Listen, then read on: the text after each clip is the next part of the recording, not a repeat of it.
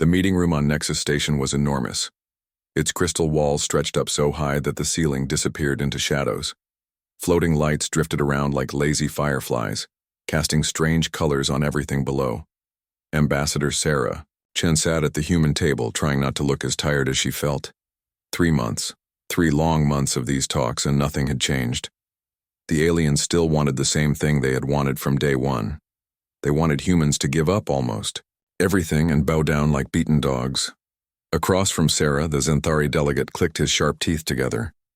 The sound echoed in the huge room like breaking bones. His bug-like eyes never blinked as he stared at the humans. Next to him, the Vex representative hummed a low tune that made Sarah's skin crawl. The Vex looked like a walking pile of purple crystals, but Sarah knew better than to think they were just pretty rocks. "The terms are final," the Xanthari said. His voice sounded like gravel grinding together. "Your species will abandon 90% of your colonies. You will submit to our oversight. You will accept your new classification." Sarah looked down at the data pad in front of her. The words on the screen made her stomach turn. Primitive. Aggressors, that was what they wanted to call humanity, not partners, not allies. Just primitives who needed to be controlled. "And if we refuse?" Sarah asked, though she already knew the answer. The Vex hummed louder. When they spoke, their voice was like a choir singing off-key. "Then you face isolation. No trade, no protection, no place in civilized space." The other delegates nodded. The Karathi Union representative, who looked like a walking shark, showed his teeth in what might have been a smile. The Polari Consortium's delegate, a tall bird-like creature, preened her feathers smugly. They all thought this was already over. Sarah's assistant, James, leaned over and whispered in her ear. The vote from Earth came in. Unanimous rejection. Sarah wasn't surprised. She had known what Earth would say before she even asked. Humans didn't bow down to bullies. They never had, and they weren't about to start now. "Your species has expanded too quickly," the Xanthari continued. "Your military tactics are unpredictable. Your trade practices are disruptive. You refuse to follow established protocols." "We follow our own protocols," Sarah said calmly. "Just like you follow yours." The Xanthari's mandibles clicked faster. "Your protocols are chaos. You form alliances with species we have not approved. You settle in systems without permission. You interfere in conflicts that do not concern you." "We help people who ask for help," Sarah replied. "We trade with anyone who wants to trade. We defend ourselves when attacked. These seem like reasonable things to do." "Reasonable?" The Vex's humming turned sharp and angry. "You disrupted the Hegran slave trade. You armed the Makari rebels. You refused to surrender the Thessian refugees." "The Hegrans were kidnapping children," Sarah said. "The Makari were fighting for freedom. The Thessians were running from genocide. We did what was right." "You did what was unauthorized," the Xanthari snapped. "The Council makes these decisions, not individual species." Sarah looked around the room at all the alien faces staring at her. Some looked angry, some looked bored. None of them looked like they cared about doing what was right. They only cared about their rules and their power. "The Council approved the Hegran trade contracts," Sarah said. "The Council refused to help. The Makari. The Council voted to send the Thessians back to die. So we acted without the Council." "Exactly," the Xanthari said. "You ignore proper authority. You act like you know better than species who have been civilized for millions of years." "Maybe. We do know better," Sarah said quietly. The room went silent. Even the Vex stopped humming. Sarah could feel the anger radiating from every alien in the room. She had just said what they all feared to hear, that maybe the young, aggressive humans actually were better at some things than the old, established powers. The Karathi delegate spoke for the first time. His voice was like waves crashing on rocks. "Your arrogance proves our point. You believe you are superior to us." "No," Sarah said. "We believe we are equal to you, and that seems to be the problem." The Xanthari stood up. He was nearly 8 feet tall, and his carapace gleamed like black metal. "Your time for defiance is over. You have 72 hours to accept these terms. After that, you face the consequences." Sarah looked at her team. James nodded slightly. Dr. Martinez, their scientific advisor, closed her datapad with a soft click. Captain Torres, their military observer, stood up slowly. I need to consult. With my government, Sarah said. There's nothing to consult about, the Vex sang. The terms are not negotiable. Accept them or face isolation. Sarah stood up. Around her, the human delegation gathered their things. The aliens watched them with smug satisfaction. They thought they had won. They thought the humans would crawl back in 3 days ready to surrender. We appreciate your clarity, Sarah said. She picked up her datapad and walked toward the door. Her team followed behind her. Where are you going? The Zenthari called out. The session is not over. Sarah stopped at the massive doorway and turned around. She looked at each alien delegate, in turn. They all stared back at her with their strange eyes and weird faces. For 3 months she had tried to find common ground with these beings. She had offered compromises. She had suggested alternatives. She had bent over backward trying to make peace. The Terran Federation formally withdraws from these proceedings, Sarah said. Her voice was calm and steady. We will show ourselves. Out. The Zenthari's mandibles stopped clicking. The Vex stopped humming. Even the floating lights seemed to pause in their lazy dance around the ceiling. You cannot simply leave, the Polari delegate squawked. These are official negotiations. We're official negotiations, Sarah corrected. Now they're just a waste of time. She turned and walked out of the room. Behind her, she heard the aliens erupting into angry chittering and humming and squawking. Let them argue among themselves. The humans were done playing their games. In the corridor outside, James caught up with her. Think they'll change their minds? He asked. Sarah looked back at the closed doors of the meeting room. Inside, she could still hear the aliens arguing. They were probably deciding how to punish humanity for walking away. They were probably planning their next move in their grand game of galactic politics. No, Sarah said. They think we need them, more than they need us. Do we? Dr. Martinez asked. Sarah smiled. It wasn't a happy smile. It was the kind of smile her grandfather might have worn when someone threatened his family. I guess we're about to find out. Captain Torres activated his communicator. This is Torres to Earth Command. Package delivered. Initiating Protocol 7. As they walked toward their ship, Sarah wondered if the aliens in that room had any idea what they had just done. Humans had tried diplomacy. They had tried compromise. They had tried playing by the galaxy's rules. Now they would try something else. Something the galaxy hadn't seen before. Something that would make everyone remember why humans were different from all the other species in the stars. The elevator doors closed behind them, and Sarah allowed herself one last look at Nexus Station through the transparent walls. Beautiful place. Shame it was run by fools.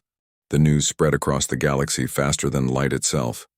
On trading stations and military bases, in government buildings and civilian homes, everyone heard the same impossible story. The humans had walked away. They had actually walked away from the Galactic Council.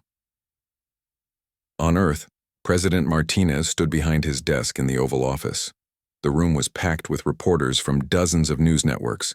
Cameras floated in the air like mechanical birds, recording every word for transmission across human space. My fellow humans, Martinez began. His voice was calm, but Sarah Chen could hear the steel underneath. She watched from her ship as it traveled back to Earth. Today marks a turning point in our species' history. The president looked directly into the main camera. For 3 months, our diplomatic team tried to negotiate with the Galactic Council. We offered compromise.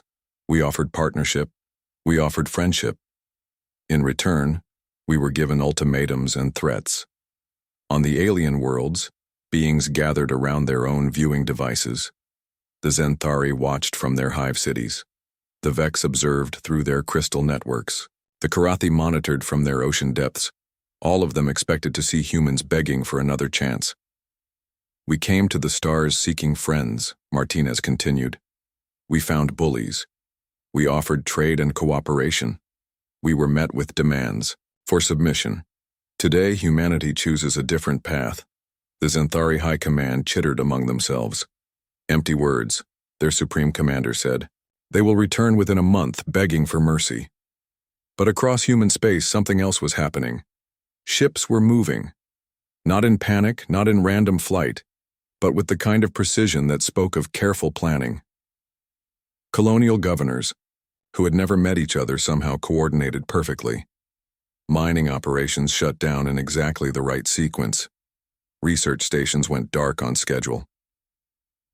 Captain Morrison watched his scanners as human vessels pulled back from the Kepler 88. System. Sir, his tactical officer said. They're stripping everything. Computers, machinery, even the light fixtures.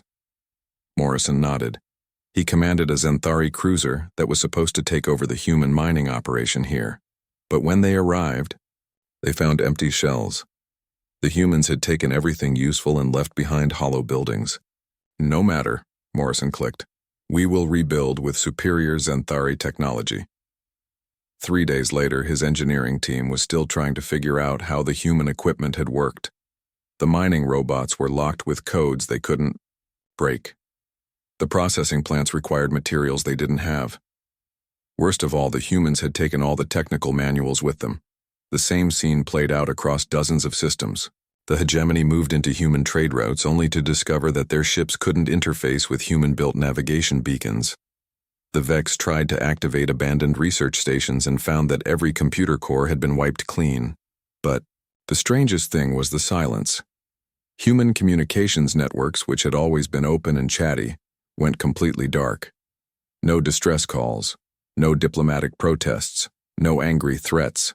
The humans just vanished. Admiral Kresh of the Karathi Union stared at his fleet's sensor displays. Where are they? He demanded.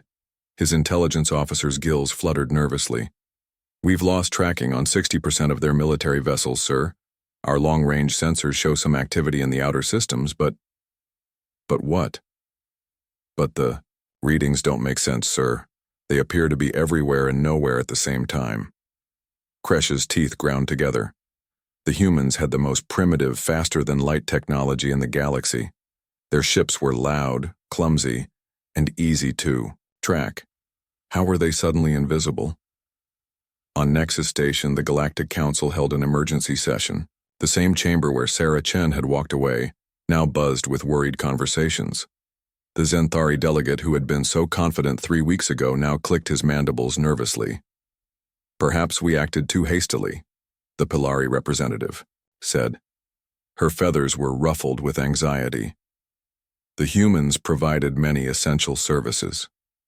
Services we can replace? The Xanthari insisted, but his voice lacked its earlier confidence. The Vex collective hummed in discord. Our attempts to replicate human interface protocols have failed. Their technology is more integrated than we realized. Economic reports flooded in from across the galaxy. Medical equipment breaking down without human spare parts. Communication. Networks failing without human technicians. Trade routes collapsing without human translators who could speak everyone's language. Dr. Thessian, one of the refugees the humans had protected, watched the news from her new home on Earth. She remembered the day human ships had arrived to evacuate her people. The captain had been young, barely out of training, but she had looked the Thessian elders in the eye and promised safety. No one gets left behind, the captain had said. That's not how we do things. Now that same determination was directed elsewhere. The humans weren't running away, they were regrouping. In the Outer Rim, pirate fleets that had been quiet for years suddenly became active again. The Yarzak raiders hit 3 cargo convoys in 1 week. The Crimson Nebula pirates attacked a Pilari colony. The Devil's Teeth gang captured an entire space station. Where are the human patrol fleets? The victims demanded. For decades, human ships had been the galaxy's unofficial police force. They showed up wherever there was trouble, usually without being asked, and sometimes without being wanted. But now, when pirates struck, there were no human ships racing to help. The Karathi admiral in charge of Rim security reviewed the attack reports with growing alarm. The pirates know, he told his staff. They know the humans are gone. But it wasn't just pirates. Deep space monitors detected movement in the void between galaxies. Old signals that had been quiet for centuries started broadcasting again. Something out there was stirring, something that had been held back by the constant presence of human patrol fleets. The Xanthari Supreme Commander received a report that made his carapace crawl. "Sir, we're detecting probe activity in Sector 7. The signatures match, and the Devourers. The Devourers. Machine intelligences from beyond the galactic rim that consumed everything in their path. They had been contained decades ago, but only because human fleets had maintained constant vigilance along the containment zone." "Impossible," the commander chittered. "The containment fields are still active." "Yes, sir, but the patrol patterns have changed. The humans were conducting random sweeps every 6 hours. Without that pressure, the Devourers are testing the boundaries." Across the galaxy, similar reports trickled in. Old threats that humanity's aggressive patrol patterns had kept quiet were starting to probe for weaknesses. The humans hadn't just been traders and diplomats. They had been the galaxy's immune system, fighting off threats that others preferred to ignore. On Earth, President Martinez met with his military advisors in a secure bunker deep beneath the capital. The room was filled with holographic displays showing ship positions, supply lines, and threat assessments. "How long before they come crawling back?" asked General Harrison. Martinez looked at the reports streaming in from their intelligence networks. Economic collapse, security failures, growing panic among the galactic powers. "Sooner than they want to admit," he said, "but later than they can afford." Admiral Chen, Sarah's sister, studied the tactical displays. "The outer perimeter is holding. All fleets have reached their assigned positions. We're ready for Phase 2. Martinez nodded. The humans had spent decades building relationships with minor species, establishing supply caches and mapping every corner of the galaxy. The major powers thought they understood human capabilities because they saw the ships humanity was willing to show them. They were about to learn the difference between what humans showed and what humans could do. "Any word from the Council?" Martinez asked. His aide checked her messages. "Nothing official, but our sources say the Xanthari are pushing for economic sanctions." Martinez smiled. It was the same kind of smile Sarah had worn when she walked out of that meeting room. Let them try. They're about to discover who really needs whom in this galaxy. Outside, human fleets moved through space like ghosts, heading for positions that would soon become very important. The galaxy had rejected humanity's friendship. Now they would learn the value of humanity's protection. 3 weeks had passed since the humans walked away, and the galaxy was starting to feel the pain. What had seemed like a minor inconvenience was growing into a major crisis. The proud civilizations that had dismissed humanity as primitive aggressors were learning just how much they had depended on those same primitives. Director Velek of the Polari Consortium stared at the reports flooding his desk. Each one told the same story: production down, costs up, systems failing. His feathers rustled with anxiety as he read about another factory shutdown on Pilari Prime. "How bad is it?" his assistant asked. Velak threw the datapad across the room. "Catastrophic. The medical fabricators are down to 15% capacity. Without human quantum cores, we can't manufacture the chips we need. Without the chips, we can't run the fabricators. Without the fabricators, people die," his assistant finished quietly. It was the same story across the galaxy. The Karathi Union's underwater cities were running out of air recyclers. Human-designed systems had been quietly keeping billions of fish people breathing, and now those systems were breaking down one by one. Replacement parts existed, but they were all in human space, and the humans weren't taking calls. The Vex Collective's crystal cities faced a different problem. Their entire communication network relied on human translation protocols. Dozens of species used different quantum frequencies, and only human computers could translate between them all. Without those translators, the galaxy's internet was falling. Apart. Dr. Crimson, the hegemony's chief economist, presented his findings to their ruling council. The numbers were devastating. "Trade volume is down 60%, he reported. The humans weren't just participants in galactic commerce. They were the backbone of it. The hegemony counselors looked confused. How is that possible? They're Such a young species. That's exactly why they were so valuable, Dr. Crimson explained. Every other species had thousands of years to develop their own ways of doing things. Their technology, their customs, their languages, everything was locked in stone, but humans, they adapted to everyone else's systems. They learned every language, interfaced with every technology, traded with every species. One counselor still didn't understand. Surely we can replace them? Dr. Crimson laughed bitterly. Replace them with whom? The Zenthari? They only trade with species they consider worthy. The Vex? They only communicate through their crystal networks. The Karathi? They barely leave their ocean worlds. Humans were the only species that worked with everyone. The reports kept getting worse. The Makari rebellion, which the humans had secretly supported, was collapsing without their weapon shipments. The Thessian refugees were safe on Earth, but thousands more across the galaxy had no one to protect them now. Slave traders were openly operating in systems where human patrols used to keep them away, but the most disturbing reports came from the edge of the galaxy. Chief Monitor Xerix watched his sensor displays with growing alarm. The Shadow Maw detection grid showed gaps where human sensor stations used to be, not broken gaps that could be repaired, but empty spaces where sophisticated equipment had been carefully removed. "Sir," his technician called out, "we're getting movement reports from Sector 12. Xerix's blood ran cold. Sector 12 was deep space, the area between galaxies where nothing lived. Nothing should live. "Show me." The display lit up with dozens of contact signatures moving through the void. Xerix had seen readings like this before, 40 years ago during the last Shadow Maw incursion, but that was impossible. The containment grid was still active. "Sir, the containment field is holding," his technician reported. "But the patrol patterns, what about them?" The humans were running continuous sweeps through the outer zones. Their ships would appear randomly, scan everything, then disappear. The Shadow Maw couldn't predict where they'd be, so they couldn't find safe routes through the containment field. And now? Now there are no patrols at all. The Shadow Maw are mapping the gaps. Xerix immediately sent a priority message to the Galactic Council. Within hours, similar reports arrived from monitoring stations across the rim. The Devourers were active in the northern sectors. The plague swarms were stirring in the galactic south. Ancient threats that had been quiet for decades were suddenly testing their boundaries.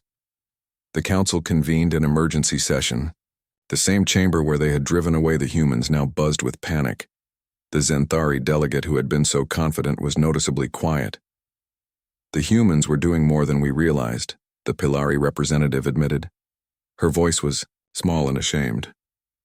"They were protecting us from threats we didn't even know existed."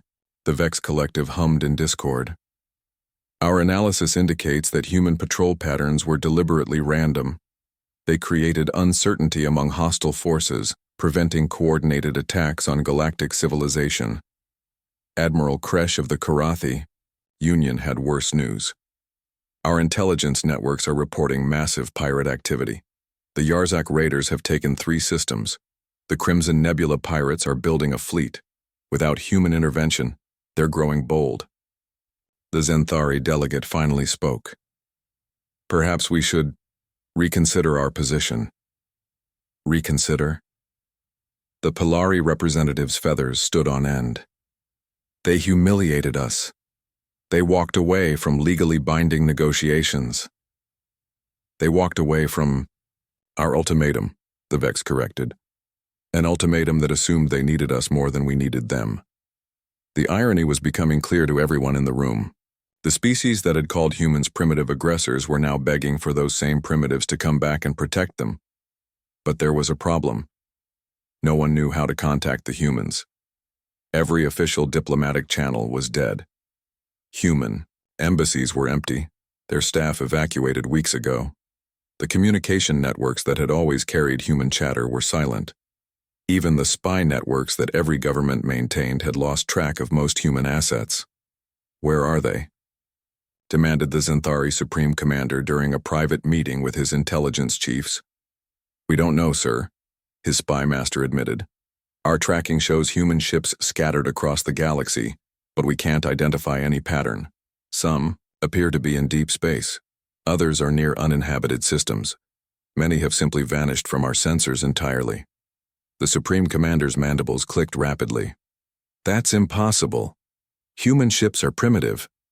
We should be able to track them easily. That's what we thought, sir, but it appears the humans have been concealing their true capabilities. Similar conversations were happening in government centers across the galaxy. The humans had been playing a role, showing only the technology and capabilities they wanted others to see.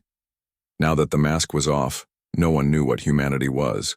Really capable of Dr. Thessian watched the news from her new home on Earth. The talking heads on galactic news networks were debating humanity's reckless abandonment of their responsibilities. None of them seemed to understand that the humans hadn't abandoned anything. They had been fired. They really don't get it, do they? Her daughter asked. She was young, born after the evacuation, and Earth was the only home she had ever known. They will, Dr. Thessian said quietly. When the Shadow Maw come, they will understand. As if summoned by her words, the news switched to a breaking report. The monitor's voice was carefully controlled, but Dr. Thessian could hear the fear underneath. We're receiving reports of unusual activity in the outer rim. Long-range sensors have detected what appear to be probe ships moving toward inhabited space. The origin of these vessels is unknown, but their energy signatures match no known galactic civilization. Dr. Thessian smiled sadly. She had seen those energy signatures before, during the last Shadow Maw attack on her homeworld. The humans had arrived just in time then, their warships tearing through the biomechanical horrors like avenging angels. Her people had survived because humans were willing to fight monsters that others pretended didn't exist. Now those same monsters were stirring again and the humans were nowhere to be found. The galaxy had made its choice. It had chosen pride over protection, politics over pragmatism. Soon they would learn the cost of that choice. In the deep black between the stars, something vast and hungry detected the change in patrol patterns. For decades, the random appearance of human ships had forced it to remain hidden. But now the space lanes were predictable. The shipping routes were unguarded. The outer systems were defenseless. The Shadow Maw fleet began to move. Across the galaxy, ancient threats stirred from their long sleep. The immune system that had protected galactic civilization for decades was gone, and the infections were about to begin. The galaxy was about to remember why humans had been willing to fight the battles others wouldn't face. They were about to learn what happened when the Guardians went home. The attack came without warning. Fleet Admiral Korshan of the Zenthari 3rd Battle Group was reviewing routine patrol reports when his communications officer started screaming. Not the controlled alerts of a military professional, but the raw terror of someone who had seen death itself. Contact. Multiple contacts emerging from dark space. Korshan's mandibles clicked as he turned to his tactical display. What he saw there made his carapace crawl. 17 red markers had appeared simultaneously across the galaxy, each one representing a massive fleet of unknown ships. Ships that looked like they had been grown rather than built. Sir? His sensor technician whispered. The energy signatures. They match the Shadow Maw files. The Shadow Maw. Everyone in the military knew the stories, but most thought they were legends. Bioengineered horrors from the space between galaxies. Creatures that consumed entire worlds and turned them into more ships for their fleet. They had been contained decades ago, locked away behind barrier fields and constant patrols. But the patrols were gone now. The humans who had maintained them were gone too. The first system to fall was Kepler 442, a Polari mining colony on the outer rim. The attack lasted exactly 17 minutes. When it was over, 3 million Polari were dead, and their cities were being consumed by creatures that looked like living nightmares. The survivors' radio calls painted a picture of absolute horror. Ships that bled when damaged, weapons that screamed as they fired, soldiers that were not soldiers at all but twisted combinations of metal and flesh that felt no pain and showed no mercy. They're eating the buildings, one survivor reported, before the transmission cut to static. They're eating everything. The metal, the concrete, even the air recyclers. It's all going into their ships. Within hours, the Galactic Council's emergency session was called. The chamber that had once dismissed human warnings was now filled with panic-stricken delegates demanding immediate action. "We need the combined fleet," the Zenthari delegate declared. "Every ship, every weapon, every soldier." "Agreed," hummed the Vex Collective. "The Shadow Maw cannot be allowed to spread." Admiral Kresh of the Karathi Union was already coordinating the response. "I'm mobilizing 8 battle groups. We'll hit them at Kepler 442 before they can establish a foothold." The fleet that assembled at the rally point was impressive. 300 ships from a dozen different species, carrying the most advanced weapons technology in the galaxy. The Zenthari brought their plasma cannons. The Karathi deployed their sonic disruptors. The Vex contributed their quantum beam arrays. As the combined fleet jumped to Kepler 442, Admiral Kresh felt confident. The Shadow Maw might be dangerous, but they were facing the combined might of galactic civilization. How could they possibly stand against such firepower? The answer came in the first 5 minutes of battle. The Shadow Maw ships moved like living things, twisting and flowing through space in patterns that made no tactical sense. When the Allied fleet opened fire, the bioships absorbed the energy weapons and converted them into food for their growth. When kinetic rounds struck their hulls, the wounds healed almost instantly. Worst of all, the Shadow Maw ships were learning. Each wave of attacks taught them more about galactic weapons technology. By the 10th minute of battle, they were adapting. Their defenses faster than the fleet could adapt its attacks. Admiral Kresh watched in horror as his carefully coordinated formation fell apart. His captains, trained in the precise tactics of civilized warfare, couldn't adapt to an enemy that fought like a swarm of predators. Their communication protocols, designed for species that thought alike, broke down when faced with an enemy that didn't think at all. "Sir," his tactical officer called out, "the Zenthari Third Wing is breaking formation. They're trying to retreat." "Tell them to hold position," Kresh ordered, but it was too late. The Zenthari ships, built for overwhelming firepower rather than maneuverability, were sitting ducks for the biomechanical horrors swarming around them. The CSS Honor of Karathi, Kresh's flagship, shuddered as something struck the hull. But this wasn't the clean impact of an energy weapon or missile. This was something alive, something that was trying to eat its way through the armor. "Hull breach on Deck 7, damage control reported. Something's coming through the walls." Kresh activated his ship's internal scanners and immediately wished he hadn't. Creatures that looked like mechanical spiders mixed with organic tissue were pouring through the breach, converting everything they touched into more of themselves. The ship's own materials were being turned against it. "All hands, abandon ship," Kresh ordered. As his crew fled to the escape pods, he sent one final message to the fleet. "This is Admiral Kresh. The enemy cannot be fought with conventional tactics. Request immediate human assistance." But there were no humans to call. The species that had specialized in fighting impossible battles was nowhere to be found. The Battle of Kepler 442 lasted 6 hours. When it was over, the combined galactic fleet had been completely destroyed. 300 ships and their crews were gone, consumed by the Shadow Maw and converted into more bioships for their growing armada. The news spread across the galaxy like a plague.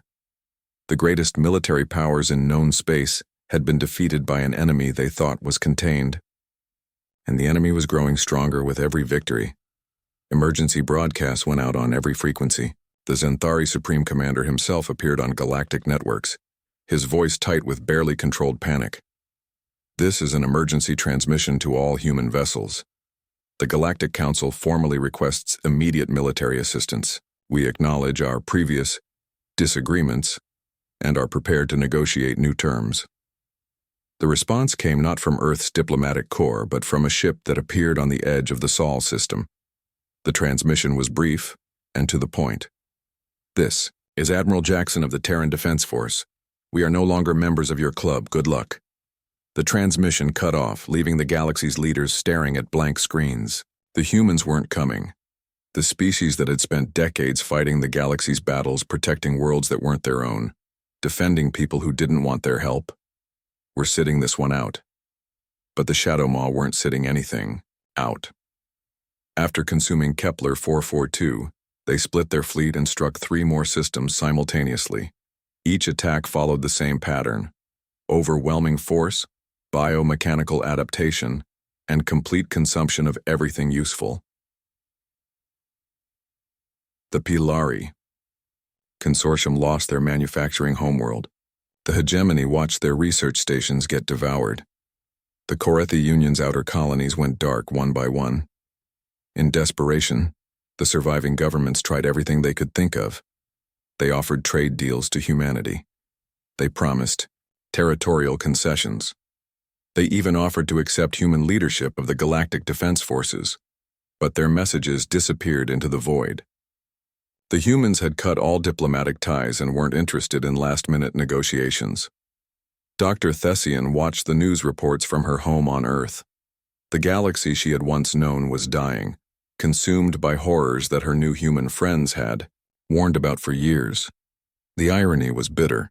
The same species that had saved her people from genocide were now watching the galaxy burn. "Why aren't we helping them?" her daughter asked. The girl was young, but she understood enough to know that people were dying. "Because they told us not to," Dr. Thessian explained gently. "For years, humans tried to warn everyone about threats like this.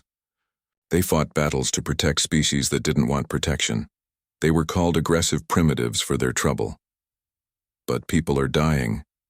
"Yes," Dr. Thessian said sadly. "That's what happens when you reject the people trying to protect you." On Earth, President Martinez met with his war cabinet in the same secure bunker where they had planned humanity's withdrawal. The holographic displays now showed the Shadow Maw advance in real time.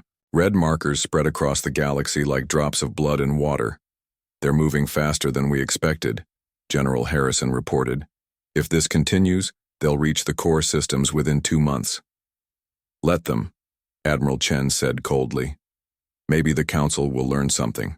"Sir?" one of the intelligence officers interrupted. "We're receiving communication attempts from 12 different governments. They're all offering complete surrender." Martinez looked at the flood of incoming messages. Desperate pleas from the same beings who had demanded humanity's submission just 2 months ago. They were offering everything now: complete human control of their military forces, unrestricted access to their territory, recognition of Earth as the dominant power in the galaxy. "Too little, too late," Martinez said. "They had their chance to do this the easy way." The Shadow Maw continued their advance, and the galaxy continued to fall. Ancient civilizations that had ruled the stars for millions of years were being devoured by creatures that cared nothing for politics or diplomacy. The careful balance of power that had dominated galactic civilization was collapsing into chaos, and somewhere in the darkness between the stars, human ships waited and watched. They had tried to protect the galaxy through diplomacy and cooperation. They had been rejected and humiliated for their efforts. Now they would protect the galaxy a different way, but first they would let it burn. The Zenthari homeworld was dying. Supreme Commander Vortex stood on the observation deck of his command ship, watching his people's ancient cities burn below. The biomechanical horrors of the Shadow Maw fleet moved through the urban centers like a plague, consuming everything they touched and converting it into more ships for their armada. This was the heart of the Zenthari Empire, a world that had ruled a quarter of the galaxy for 3 million years.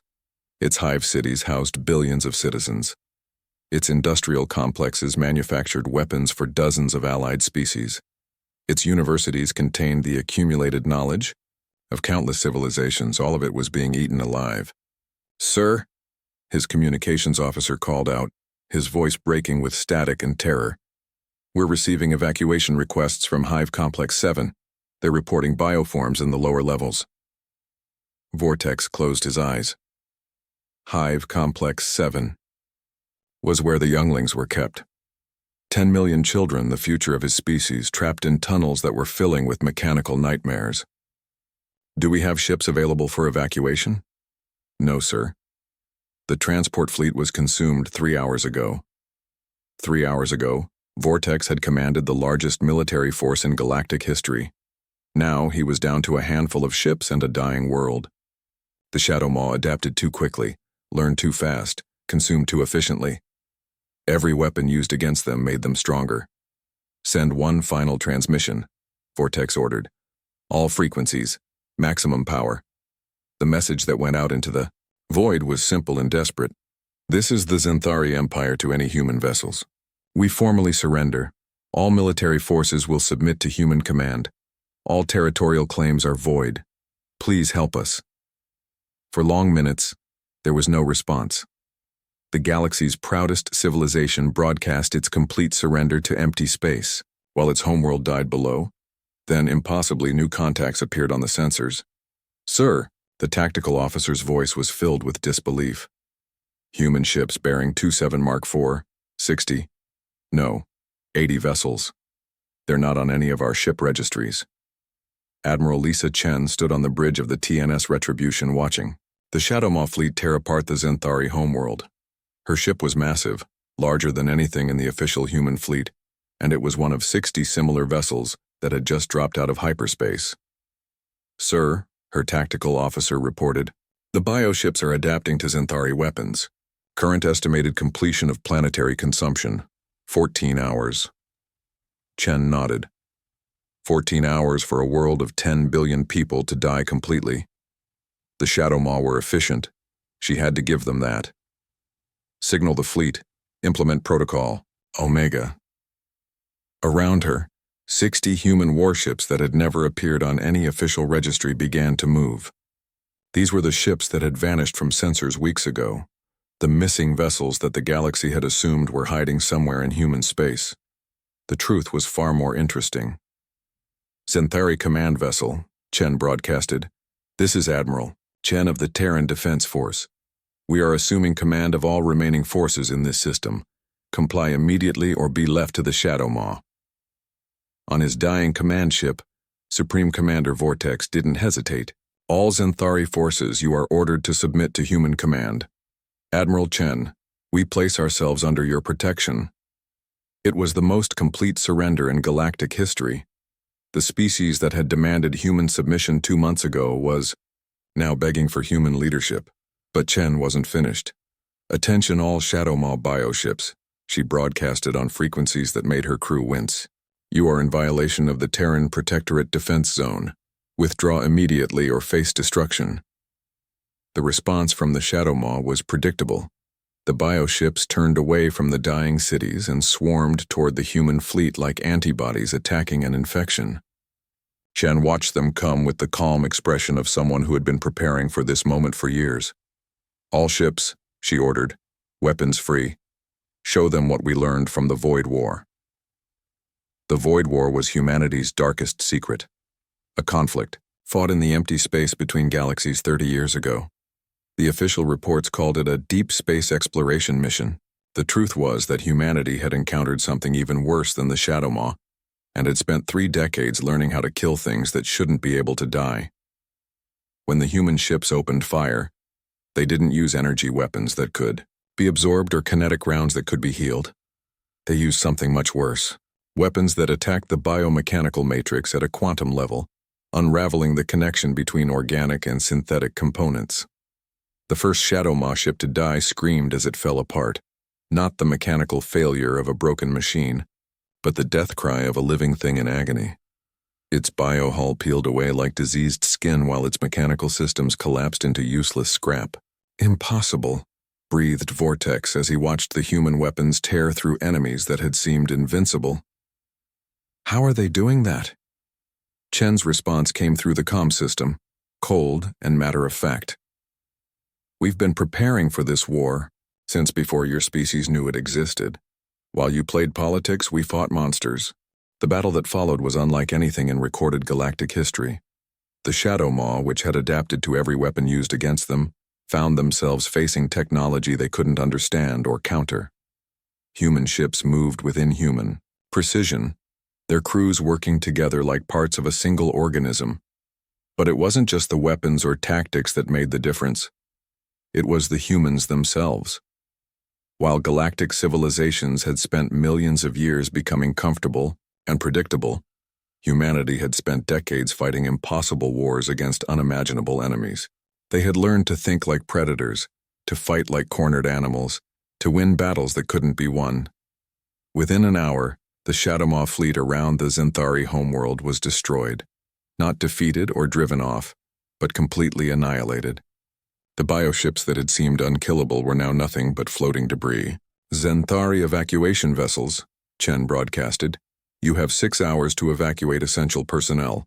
After that, we're sterilizing the planet. Sterilizing? Vortex couldn't hide his shock. Admiral, there are still survivors down there. There are also Shadowmaw bioforms down there, Chen replied. Forms that are still spreading, still consuming, still learning. We can save some of your people, or we can let the infection spread to other worlds. Choose quickly. It was a brutal choice, but Vortex understood the logic. The Shadowmaw didn't just kill civilizations, they converted them. Every person left behind would become raw material for more bioships. Better to save millions and lose billions than to lose everyone. Begin immediate evacuation, he ordered his remaining ships. All essential personnel and genetic samples. Everything else is expendable. Similar scenes played out across the galaxy as human fleets appeared wherever. The Shadowmaw had struck. The Karathi ocean worlds were evacuated before being flash-frozen to kill the bioforms. The Vex crystal cities were shattered and rebuilt in quarantine zones. The Pilari manufacturing worlds were stripped of all useful technology before being abandoned to the void. It was effective, but it came at a terrible price. Billions died. Entire civilizations were uprooted. Ancient homeworlds were rendered uninhabitable. The galaxy that emerged from the Shadowmaw War was nothing like the one that had entered it. 3 months after the first attack, Admiral Chen stood before the remnants of the Galactic Council in a temporary meeting chamber on Nexus Station. The species that had once commanded star systems now huddled together like refugees, dependent on human protection for their very survival. The Shadowmaw threat has been contained, she announced. All known bioships have been destroyed. All infected worlds have been sterilized. The galaxy is secure. The alien delegates looked around at each other nervously. They were grateful to be alive, but they also understood what had just happened.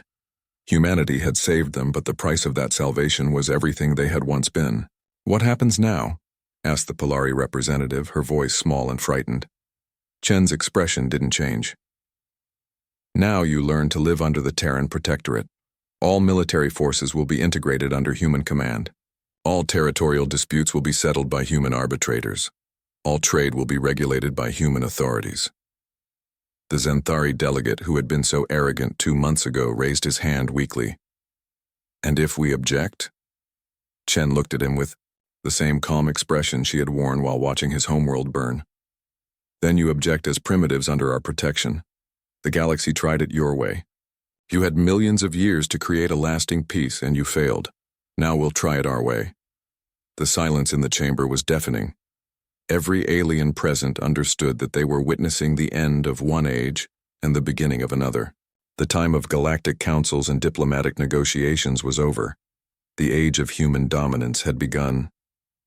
But, Chen continued, her voice softening slightly, we didn't save you to rule you. We saved you because it was the right thing to do. The same reason we've always helped people who needed help, even when they didn't want it.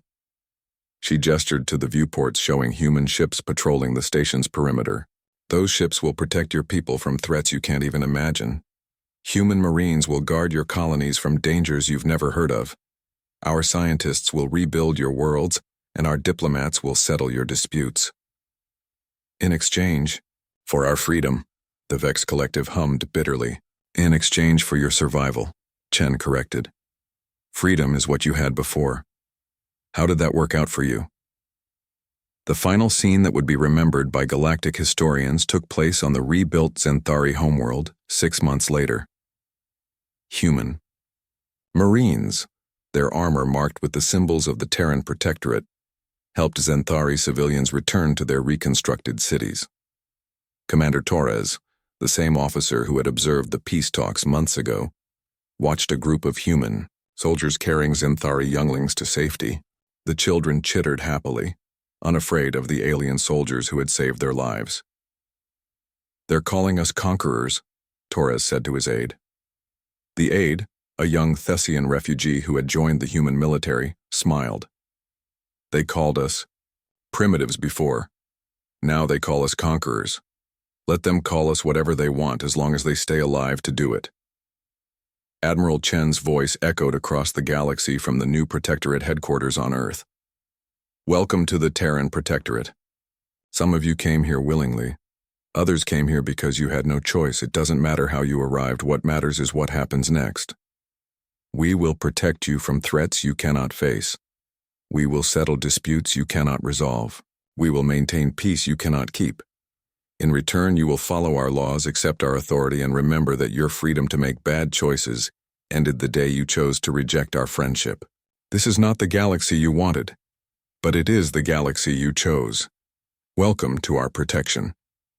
The age of human dominance had begun, not through conquest or aggression, but through the simple willingness to do what others would not. The galaxy had learned that peace was not the absence of conflict, but having someone strong enough to maintain it. And sometimes, the price of that peace was accepting that the primitives you tried to control were now the ones in charge.